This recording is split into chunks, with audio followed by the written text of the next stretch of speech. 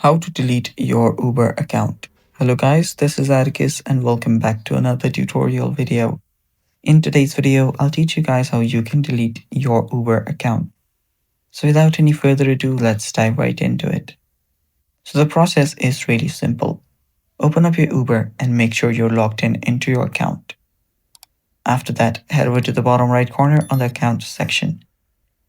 Right there, you'll find an option that says Manage Uber Account. Tap on it and you should be on this section. Right here, what you'll need to do is head over to Privacy and Data and head over to Privacy Center. After there, you will find the delete option. All you have to do is scroll down and under Account Security, you'll find Account Deletion. Tap on it, tap on Confirm, and simply type in your mobile number or email, whichever is associated to this account, and follow the prompts. After that, your account will be deleted. And it's that simple.